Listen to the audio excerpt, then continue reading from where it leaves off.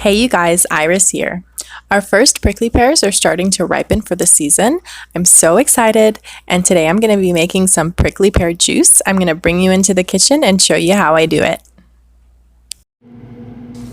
The first step to making anything with prickly pear is to remove the cactus hairs from the fruit with fire. Next, I'm going to add 3 quarts of water to a large stock pot.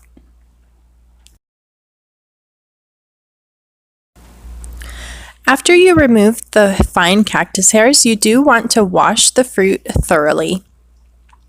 Then I'm going to add the whole fruit to the water.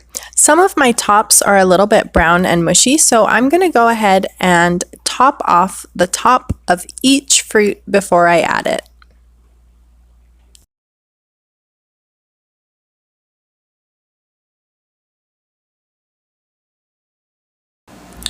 I'm going to bring this to a boil, and then I'm going to turn it down to a simmer for 30 minutes to an hour until the color starts to drain from the fruit and it starts to turn a pale white color.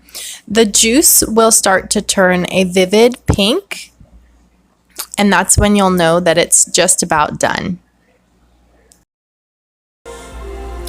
Now I'm going to strain the liquid from the fruit in a clean dish towel.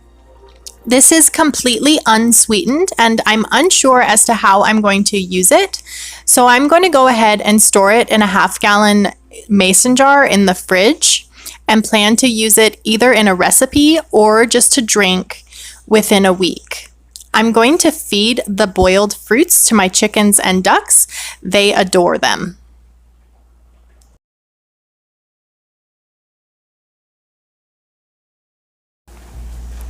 All right, you guys, the first prickly pears of the season have been successfully turned into juice. Thank you so much for joining me today. If this video brought value to you, please like, share, comment, subscribe, and don't forget to hit that bell icon so you never miss another video.